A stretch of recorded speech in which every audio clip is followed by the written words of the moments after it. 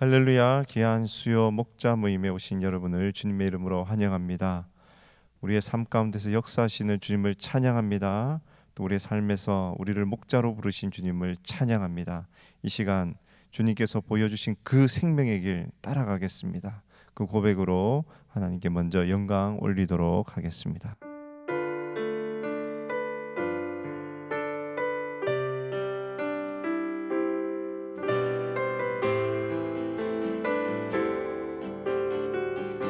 주가 보이신 생명의 길, 주가 보이신 생명의 길, 나 주님과 함께 상한 마음 들이며 주님 앞에 나가리.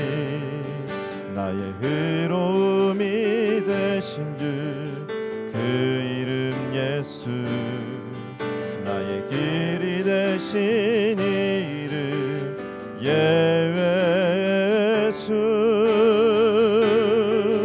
나의 길 오직 주가 아시나니, 나를 단련하신 후에 내가 정금같이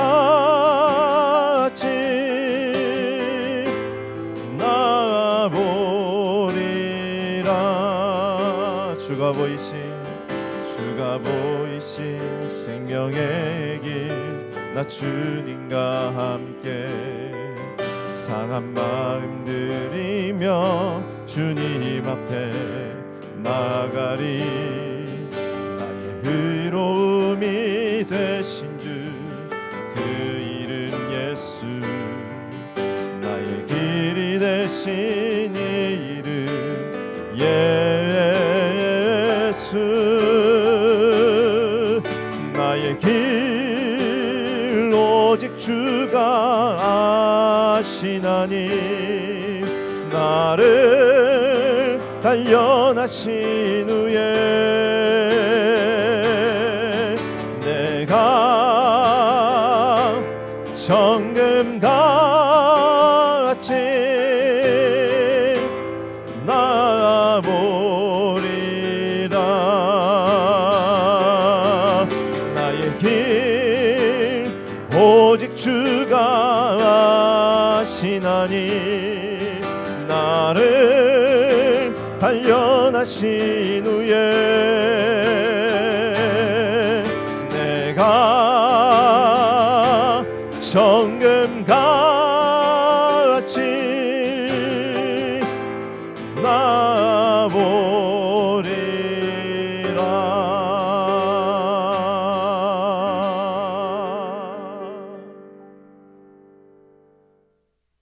하나님 은혜와 사랑을 진심으로 감사드립니다.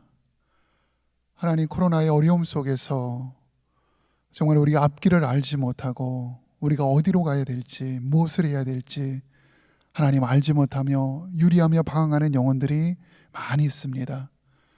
하나님, 이 모든 상황 가운데 친히 다스리고 계시고 이끌어 계시는 우리 주님께서는 하나님 우리의 갈 길을 알고 계시는 줄 믿습니다. 하나님, 주님만을 의지함으로 주님과 함께 동행하는 저희의 삶 되어줄 수 있도록 인도하여 주옵소서.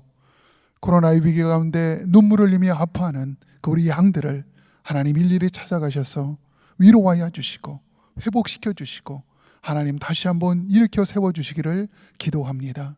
하나님, 다른 어느 때보다도 정말 양들의 그와 같은 케어가 필요한 시기에 우리 모든 목자님들 깨어 기도함으로 말미암아 하나님 주신 귀한 그 영혼들을 잘 이끌어 나아갈 수 있도록 역사하여 주옵소서.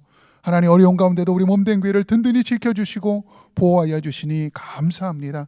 하나님, 대면 예배를 소망하며 기도합니다. 하나님, 우리 모든 BSBC 형제자매들이 함께 모여서 하나님을 찬양할 수 있도록 인도하여 주시고, 또한 양무리 모임을 통하여 하나님의 사랑과 은혜를 나누는 풍성한 교제의 시간으로 함께하여 주옵소서. 하나님, 이를 위하여 끝까지 기도하게 하여 주시고 좌절하거나 낙심하지 않고 주님만 바라보며 승리하는 우리 모든 목자들 되어줄 수 있도록 역사하여 주옵소서. 주옵소서. 이 시간에 우리 박성근 담임 목사님 귀한 말씀을 주실 텐데 하나님 이 말씀을 통하여 우리의 심령이 성령으로 충만하게 하여 주시고 하늘의 풍성한 은혜와 사랑을 경험하는 복된 시간으로 인도하여 주옵소서. 감사하며 우리 구주 예수 그리스도의 이름으로 기도드리옵나이다. 아멘.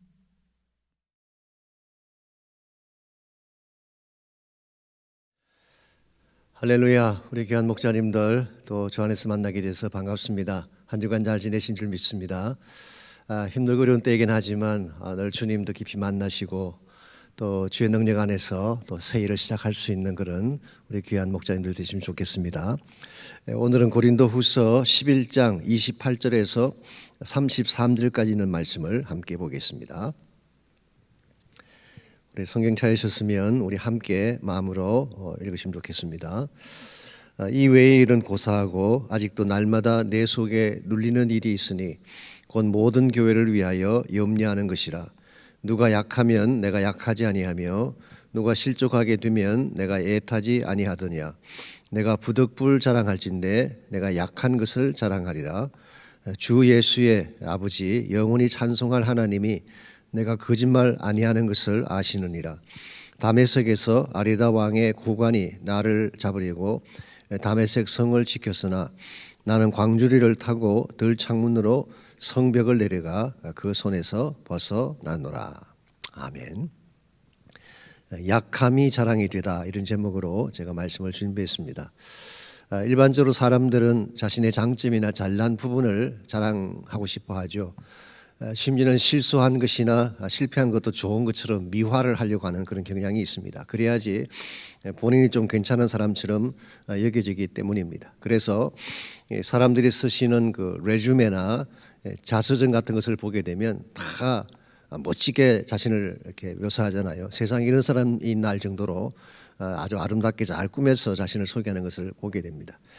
제가 언젠가 동구 지역 가서 집회를 인도하는데 주일 예배 시간에 제가 이 빌 클린턴에 대한 이야기를 잠깐 나누었습니다. 그 My Life라고 하는 그 자서전이 있죠. 그 첫 부분을 좀 소개를 해드렸는데요. 그때 예배를 같이 들으신 분 중에 미국 백인 되시는 분들이 여러 분 계셨어요. 연합 예배를 이렇게 같이 들었는데요. 예배 끝나고 나서 백인 한 분이 저한테 오더니 It's a good message, 좋은 말씀 잘 들었다고 그러더니 빌 클린턴에 대해서 He is not good person, 그 좋은 사람 아니라고 그렇게 저한테 이야기한 걸 들었습니다. 빌 클린턴이 사실 그 알칸사에서 태어나서 자기 아버지가 태어나기 3개월 전에 교통사고로 세상 떠났잖아요. 그리고 어머니가 재혼하는 바람에 사실은 클린턴이라는 이름 자체가 어머니가 재혼한 그 남편의 이름을 딴 것이죠. 그러니까 누구보다도 불우한 환경 가운데 자랐지만 나중에 알칸사 주지사가 되고 또 미국 대통령이 되고 뭐 이런 이야기를 제가 쭉 했는데 사실은 빌 클린턴의 장점되는 면도 있지만 또 어두운 면도 많이 있지 않습니까? 일반적으로 본인이 자서전을 쓸 때는 항상 좋은 면만 부각시키려고 하고 잘난 면만 부각시키려고 하는 것이 일반적입니다. 그런데 자기를 자랑하게 되면 자신만 드러나게 되는 그런 경향이 있습니다. 우리 그리스도인들은 자기를 자랑하기보다는 오히려 그리스도를 자랑해야 되죠. 그래서 우리가 우리 자신을 자랑하기를 원한다면 나의 잘난 면들이나 장점이나 좋은 면만 부각시켜서 이야기하면 되겠지만 예수님을 소개하려면 나의 약한 부분을 이야기해야 됩니다. 그래서 내가 얼마나 누추한 사람이고 모자란 사람이고 죄인이었는데 예수님이 나 같은 자를 구원하셨다. 그래서 우리의 약한 면을 부각시키고 소개할 때에 하나님이 드러나는 것입니다. 그래서 우리가 물어야 될 질문이 이것입니다. 나를 부각시키며 살 것이냐 아니면 나에게 은혜를 베푸신 하나님을 부각시키며 살 것인가. 우리가 정말 하나님을 드러내고 하나님을 부각시키며 살기를 원한다면 나의 좋은 면보다도 약점, 과거에 나의 허술했던 부분들을 자랑하는 것입니다. 그래서 본문의 주제를 보시게 되면 세상은 강함을 자랑하지만 우리는 약함을 자랑해야 된다. 그 속에 은혜가 담겨 있기 때문이다. 그렇게 적었습니다. 본문으로 들어가셔서 1번 문제. 오늘 본문은 바울의 연약함에 대한 고백을 담고 있다. 30절을 읽고 바울이 무엇을 자랑했는지 말해보라. 왜 그것을 자랑했을까? 그렇게 물었습니다. 30절을 보시면 내가 부득불 자랑할진대 내가 약한 것을 자랑하리라 그랬어요. 이 부득불 자랑한다 이 말의 뜻은 자랑하고 싶지 않지만 내가 굳이 자랑을 해야 될 상황이 온다면 그런 뜻이에요. 내가 꼭 자랑해야 될 그런 상황이 온다면 나는 차라리 나의 약한 부분을 자랑하리라. 즉 자신의 어두운 과거를 할지 죄인됨이라 할지 본인이 실패했던 부분들을 자랑하리라고 그렇게 말씀하고 있습니다. 나의 연약함이 드러나면 드러날수록 하나님의 은혜가 극명하게 드러나지 않겠습니까? 마치 그림이나 사진의 바탕을 까만색으로 하게 되면 그 사진의 주제가 더 극명하게 나타나는 것처럼 우리가 얼마나 허술한 인생이고 악한 자이고 실패한 자인가, 우리가 얼마나 누추한 죄인인가를 드러내는 만큼 하나님의 은혜가 더 강력하게 나타나는 것입니다. 그래서 바울이 아마 이와 같이 약함을 자랑하게 된 이유는 하나님을 드러내기 위해서, 하나님의 은혜를 드러내기 위해서 그렇게 했던 것 같습니다. 2번 문제, 약함에 대한 자랑은 바울의 진심이었다. 이것을 확정하기 위해 다메섹의 행적을 소개하고 있다. 다메섹은 바울에게 어떤 곳인가라고 물었습니다. 주 예수의 아버지 영원히 찬송할 하나님이 내가 거짓말 아니하는 것을 아시느니라. 여기에 주 예수의 아버지라고 하는 것은 크리스찬 힘을 말하죠. 우리 크리스찬들이 부르는 이 찬양을 따온 것입니다. 그리고 영원히 찬송할 하나님이라는 이 부분은 사실은 주이시 힘입니다. 유대인들의 찬양 부분을 따왔어요. 그래서 참 사도 바울이 크리스찬의 노래와 유대인의 노래를 서로 합침으로써 이 편지를 읽고 있는 유대인이나 다른 이방인들도 같이 하나님을 만날 수 있도록 그렇게 배려하는 말씀을 듣고 있습니다. 즉 하나님을 근거로 또 우리 주 예수 그리스도를 근거로 내가 약함을 자랑하는 것은 진심이다, 그런 뜻이에요. 그만큼 바울은 지금 진지하게 자신의 고백을 하고 있는데요. 자신이 연약함을 소개를 하면서 그 예를 들고 있습니다. 32절 33절에 나온 것이죠. 다메섹에 대한 사건을 소개하고 있습니다. 여기서 이 다메섹이라고 하는 장소가 나오는데 이 다메섹이라는 장소는 사도 바울의 인생에 굉장히 중요한 역할을 했죠. 바울의 인생의 터닝 포인트가 되었던 곳이 다메섹이었습니다. 그래서 오늘 본문은 아니지만 여러분이 잠깐 앞으로 가셔서 사도행전 9장을 잠깐 보시기 바랍니다. 9장 1절에서 22절까지를 보게 되면 사도 바울의 그 다메섹 도상에서 예수를 만난 사건이 기록되어 있죠. 그래서 이 사도행전 9장 전체를 보시게 되면 다메섹 도상 on the road 도상에서 일어난 사건이 기록되어 있고 at the city 다메섹이라는 도시 안에서 일어났던 일이 기록이 되어 있고 그 다음에 나오는 것이 다메섹을 떠나서 그 이후의 행적이 이렇게 기록되어 있습니다. 그래서 세 등분할 수가 있는데요. 먼저 다메섹으로는 도상에 일어났던 사건이 어떤 사건인가요? 9장 2절에 보게 되면 다메섹 여러 회당에 가져갈 공문을 청하니 이는 만일 그 도를 따르는 사람을 만나면 남녀를 막론하고 결박하여 예루살렘으로 잡아오려 함이라고 했습니다. 바울이 이 당시는 사울이죠. 사울이 다메섹으로 갔던 목적이 나와 있습니다. 그는 대제사장을 찾아가서 공문서를 받았습니다. 누구든 체포해 올 수 있는 공문서를 받아가지고 다메섹에 살고 있는 크리스찬들, 즉 그 도를 따르는 자들은 크리스찬을 말하는데 남자와 여자를 막론하고 다 결박해서 끌어오기 위해서 다메섹으로 가고 있는 중이었습니다. 이와 같이 악한 의도를 가지고 하나님을 대적하려고 하는 악한 생각을 가지고 또 사람들을 잡아 죽이려고 하는 파괴적인 의도를 가지고 가던 중에 예수를 만난 것입니다. 그래서 이 on the road, 이 다메섹 도상에서 일어난 이 사건은 지금까지 사악하게 살아왔던 바울의 생애를 턴하는, 바꾸어주는 계기가 된 그런 일이 일어나는 곳이죠. 두 번째로 이 다메섹 안으로 들어가서 바울이 어떤 일을 하게 되는가가 나오는데요. 그걸 말씀드리기 전에 먼저 아나니아라는 사람이 나오죠. 아나니아. 이 아나니아라고 하는 사람은 오늘 10절 말씀 보게 되면 다메섹에 살고 있는 제자라고 소개를 하고 있습니다. 즉 제자라고 하는 것은 예수를 따르는 자를 말하는 것이죠. 이 아나니아가 정확하게 어떤 인물인지는 뭐 성경이 밝히고 있지 않기 때문에 알 수가 없지만 그러나 예수를 신실하게 따르는 제자인 것은 분명한 것 같습니다. 그가 환상 중에 주님의 음성을 듣게 되죠. 그때 주님께서 분부합니다. 너가 지금 직가라고 하는 도시로 가서 사울이라는 사람을 만나라. 그때 반문을 합니다. 아니 사울이 얼마나 악한 자이고 우리를 잡으려고 오는 사람인데 제가 그 사람을 만나다니요. 그러나 주님이 아니다. 내가 택한 나의 그릇이다. 그렇게 말씀을 하고 아나니아에게 가라고 했을 때에 아나니아가 순종해서 갑니다. 그리고 참 제가 읽을 때 좀 은혜가 되었던 부분이긴 한데요. 17절에 보게 되면 아나니아가 떠나 그 집에 들어가서 그에게 안수하여 이르되 형제 사울아라고 부르고 있어요.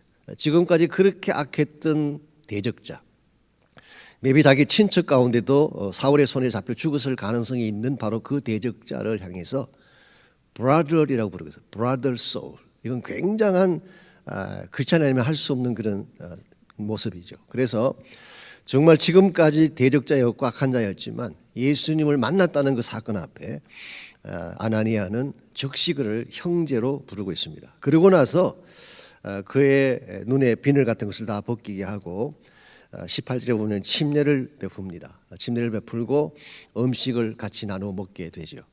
여기서 침례를 받았다 이 말의 의미가 무슨 뜻일까요? 드디어 이제 사울이라는 청년이 크리스천 커뮤니티에 들어왔다는 뜻이에요.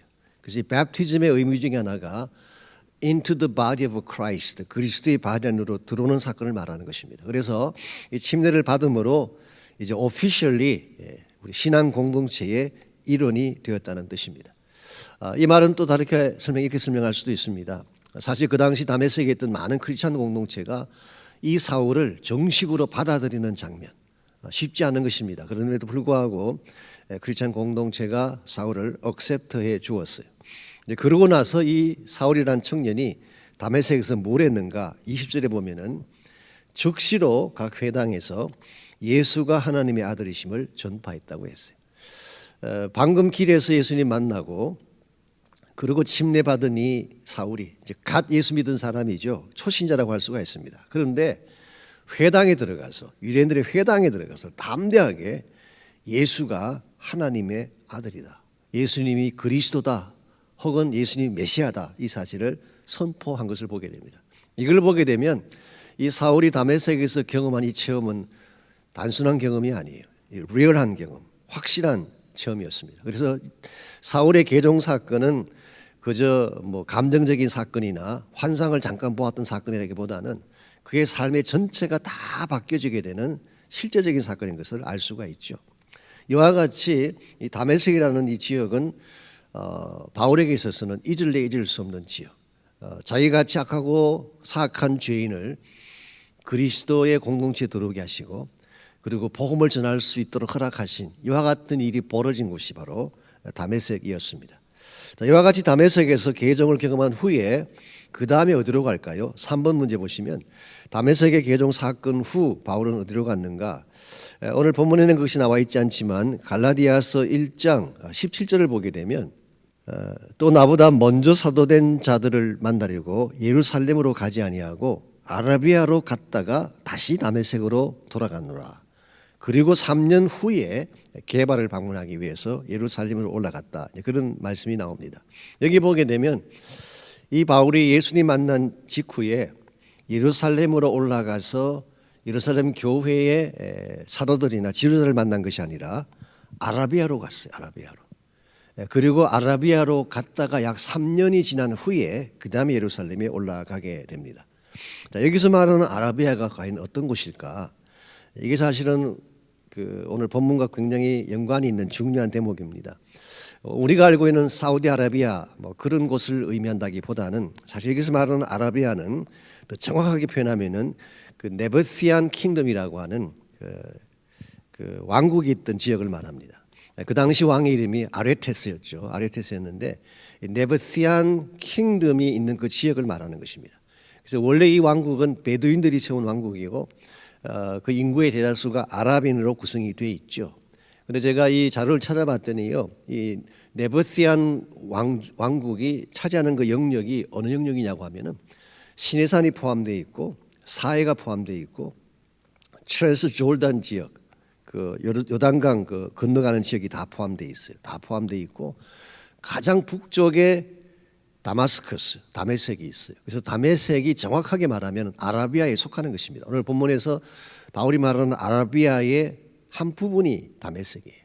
다만 이 다메섹은 아라비아 지역에서도 북쪽에 있는 큰 도시였다고 할 수가 있겠죠. 그리고 이 네버시안 킹덤의 캐피털이 페트라라고 하는 유명한 지역입니다. 혹시 페트라 아세요?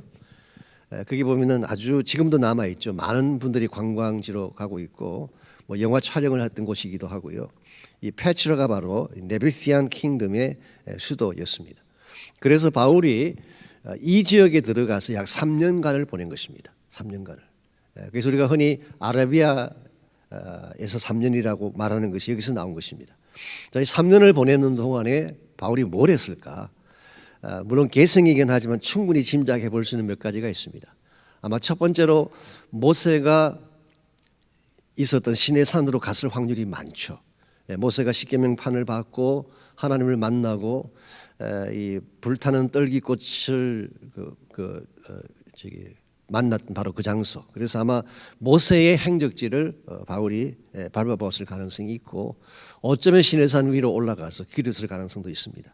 뿐만 아니라 이 지역이 티피컬하게 이스라엘 백성이 40년 동안 광야길을 헤매했던 지역이기도 합니다. 그래서 아마 이스라엘의 40년 광야길을 본인이 다시 되씹어 보면서 그들을 추억하고 그 장소에 갔을 가능성도 있습니다.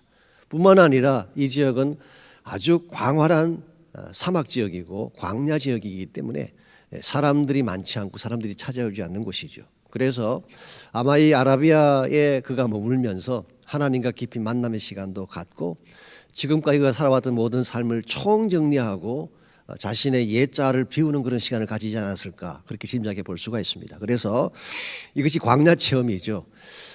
이 바울이라는 사람은 하나님의 사역을 하고 하나님의 복음을 전파하기 전에 본격적으로 전파하기 전에 그는 약 3년 동안 광야에 체험을 했다는 것은 굉장히 중요한 대목이 아닐 수가 없습니다. 그래서 이 광야에서 그는 두 가지를 했습니다. 하나는 비움의 일을 했겠죠. 과거의 자기 모습, 교만하고 하나님 모르는 채 살았던 자신의 모습들을 비워내는 작업.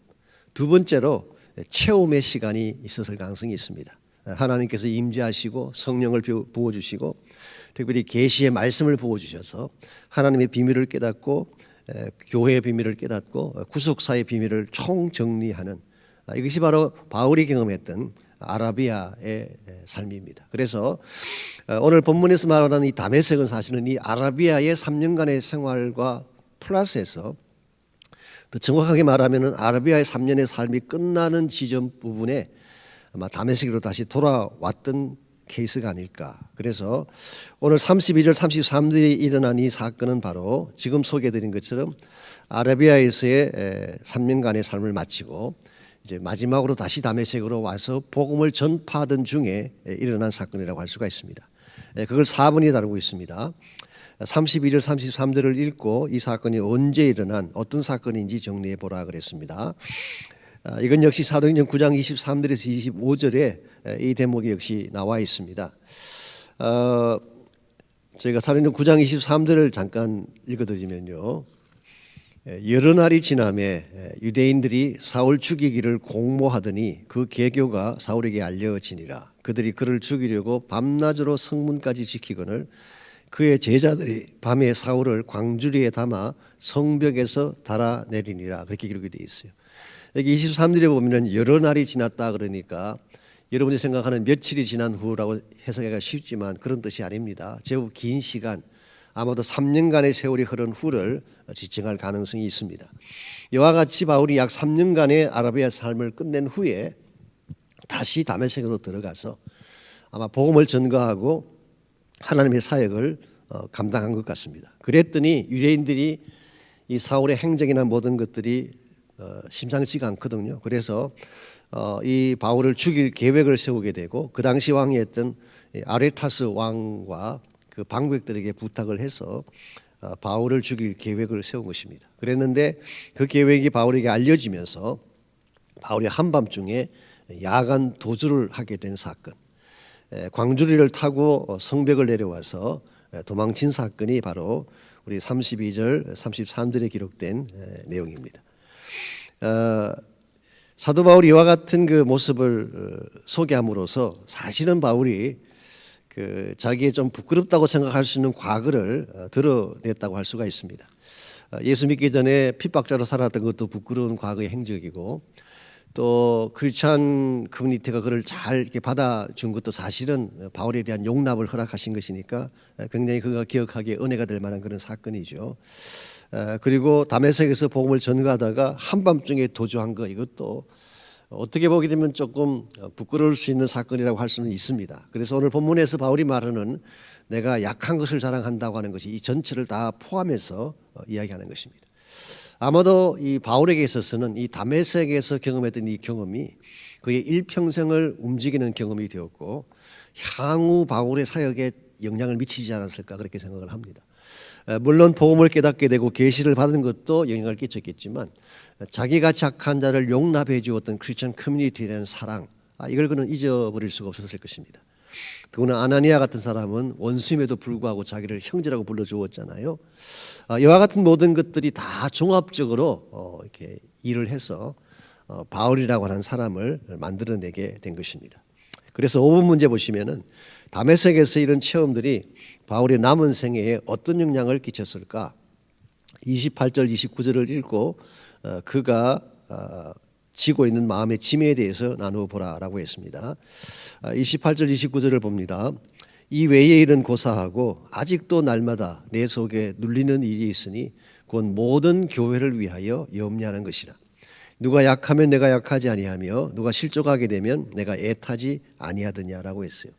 이 외의 일은 고사하고 그랬죠. 그것은 바로 앞에 나열했던 수없이 많은 외적인 공격들, 외적인 환난들을 의미하는 것입니다. 내가 지금까지 복음 증가하면서 무수히 많은 고난을 당하고 외적인 고통을 당했는데 이것 외에도 또 한 가지 고통이 있다. 그 고통이 뭐냐고 하면 아직도 날마다 내 마음속에 눌리는 일이 있다고 했어요. 눌리는 일이라는 이것이 바로 프레셔라고 번역할 수도 있고 burden, 짐이라고 번역할 수도 있습니다. 이 사도 바울의 마음속에 날마다 잊어버릴 수 없는, 날마다 계속 그의 마음을 짓누르고 있는 이 부담감이 무엇일까요? 그것은 바로 모든 교회를 위하여 염려하는 것이라고 했어요. 사도 바울은 바울이 세운 모든 교회들에 대해서 밤낮으로 그 교회들을 걱정하고 염려하고 그 교회들의 안전과 잘됨을 마음에 품으면서 이 사랑의 부담감을 가진 것입니다. 뿐만 아니라 29절을 보시면요, 누가 약하면 내가 약하지 아니하며 누가 실족하게 되면 내가 애타지 아니하더냐 그랬어요. 그들이 혹시 연약해지든지 실족하게 되면 애타한다는 표현을 썼습니다. 이 애타한다는 이 표현이 바로 속이 탄다 그런 뜻이에요. burning inside. 내 안에 속이 타들어간다. 우리 보통 굉장히 좀 힘든 일을 당하게 되면 시커먼 숫덩이처럼 속이 탄다는 이야기 하잖아요. 그만큼 바울의 마음속에는 교회를 향한 그 사랑의 짐이 컸고 그들만 생각하면 밤에 잠을 자지 못할 정도로 그들의 잘못된 면만 보게 되면 마치 부모들이 자식이 잘못되게 되면 밤잠을 자지 못하고 애타하는 것처럼 동일한 마음을 바울이 가졌다는 뜻입니다. 그래서 바울의 마음속에는 이와 같은 사랑에 빚진 마음이 있고 사랑의 볼든이 마음속에 있었어요. 사실은 바울의 마음속에는 이 은혜와 사랑에 대한 볼든이 바울을 뛰게 한 동력이 되기도 합니다. 오늘날도 마찬가지입니다. 우리가 이 사랑에 대한 감격이 있고 은혜에 대한 감격이 크면 클수록 우리의 현실에 안주하지 않고 새로운 사역을 위해 뛸 수가 있는 힘을 얻게 되는 것입니다. 이런 면에서 바울은 지금 연약함에 대해서 쭉 나열을 하고 연약함을 소개했지만 사실은 이 연약함 뒤에 하나님의 은혜가 흐르고 있음을 바울은 보여주고 있습니다. 그래서 6번 문제 보시면 우리 약함 속에 하나님의 은혜가 흐르고 있다. 약함을 통해 은혜를 자랑하려면 무엇이 필요할까 그랬어요. 우리 크리스천 삶이라고 하는 것은 나의 장점과 나의 잘남을 자랑함으로 나를 내세워 살아갈 수도 있고 혹은 반대로 나 연약함을 자랑함으로 이 연약함 중에도 나를 사랑하신 하나님을 자랑하며 살 수도 있어요. 이 두 가지 옵션이 우리에게 있는데 바울의 경우는 후자를 선택한 것입니다. 나의 연약함과 나의 어리석음과 나의 부족함과 나의 죄인됨과 나의 사악함 때문에 내 속에 흐르고 있는 은혜를 나타내고 하나님의 은혜를 자랑하며 살았던 것. 이것이 사실 오늘날 우리 크리스찬 삶의 모습이 되어야 되지 않을까 생각합니다. 그래서 우리가 약함을 통해 은혜를 자랑하려면 첫 번째로 광야 체험이 필요해요. 아라비아의 3년의 삶이 바울에게 결정적인 역할을 했던 것처럼 우리에게도 광야 체험이 필요합니다. 두 번째는 위기 가운데 건짐받은 건짐에 대한 체험이 필요합니다. 딜리버런스. 바울이 그 위기 가운데서 광주를 타고 내려왔잖아요. 그건 사실 급박한 상황을 잘 보여주는 것입니다. 그래서 위기에서 건짐받는 체험, 이것이 있어야지 내 안에 흐르는 은혜를 자랑할 수가 있습니다. 세 번째는 이 모든 것을 통해서 우리가 갖게 되는 사랑의 볼든이죠. 사랑의 짐이 있어야지, 그래야지 하나님의 은혜를 나타내고 자랑할 수가 있습니다. 그래서 오늘 주일날 제가 오늘 본문을 중심으로 이와 같이 우리 약함이 자랑이 되는, 약함을 자랑함으로 하나님의 은혜를 자랑하는 그런 삶에 대해서 말씀을 준비하도록 하겠습니다. 적용과 나눔 파트를 보시면요, 1번 문제, 사람들은 대개 자신의 장점이나 성공담을 자랑한다. 왜 그럴까라고 물었어요. 당연하죠. 자신을 드러내기 위해서 그런 것입니다. 그래서 나 이런 사람이야, 나 알아줘. 그래서 자기 장점을 이야기를 합니다. 성공담을 이야기를 하죠. 그런데 정말 사람들에게 감동을 안겨주는 것이 우리의 성공담을 이야기했을 때일까요? 아닙니다. 뜻밖으로 성공 사례보다 실패 사례를 이야기할 때 더 감동이 됩니다. 우리는 그냥 내가 잘난 거 이야기하고 내가 잘 살았던 거 이야기하고 내가 완벽한 거 이야기하면 사람들이 감동받을 줄 알지만 사실은 조금 거리감을 느끼게 돼요. 현실적이지 않다고 느끼는 것입니다.